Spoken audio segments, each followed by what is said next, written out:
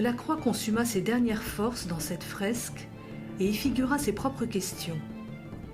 Le combat de Jacob avec l'ange représente certainement le combat de Delacroix avec lui-même, avec sa vieillesse, avec les techniques de la fresque, avec l'histoire de la peinture et peut-être avec ses questions métaphysiques.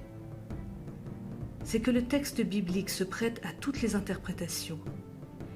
Qui est ce mystérieux personnage avec qui Jacob lutte toute la nuit? Est-ce le passeur du gué? Est-ce au contraire Dieu lui-même qui se manifeste sous la forme d'un ange?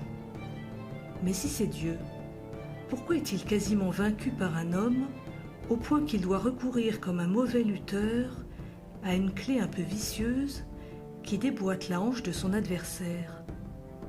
Ne s'agit-il pas plutôt du combat de Jacob avec lui-même, avec ses pires démons, dont l'issue est la bénédiction d'un nouveau nom, signe d'un destin exceptionnel?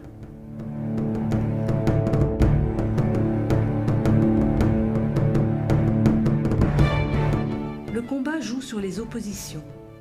Le contraste est frappant entre la violence du patriarche qui se rue sur l'ange et la délicatesse de ce dernier qui lui résiste avec douceur en arborant une expression de patience résignée. En saisissant la jambe du patriarche, il semble prêt à lui déboîter la hanche, mais en même temps paraît l'accueillir au creux de ses bras, comme dans une étreinte.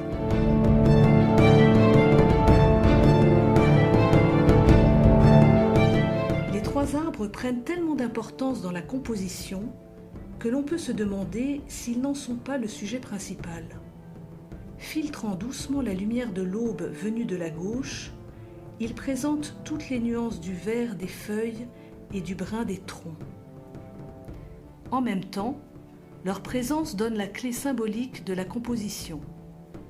Les arbres, puissance tellurique, semblent se courber contre la voûte, comme s'ils cherchaient à la pousser vers le haut. N'opère-t-il pas le même mouvement de la terre contre le ciel que réalise Jacob, créature terrestre, tentant de faire plier l'ange, créature céleste?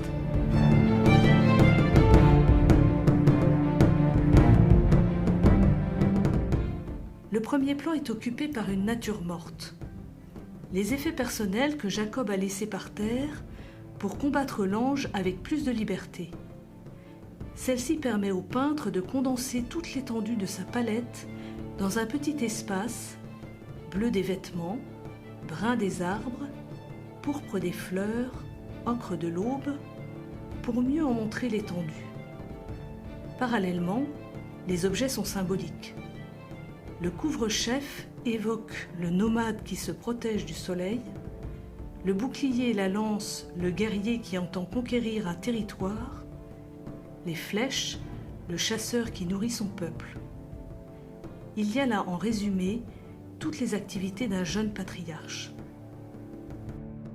Plus qu'un combat contre un adversaire, c'est un combat contre lui-même que livre Jacob.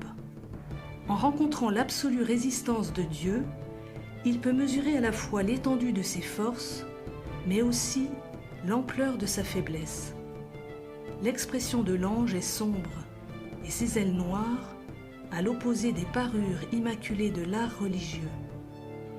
Héritier d'une époque qui médite sur la force des sentiments et sur leur ambivalence, Delacroix n'a-t-il pas cherché à représenter une sorte de double ténébreux de Jacob, une image du combat intérieur qui se déroule en l'âme de chacun de nous?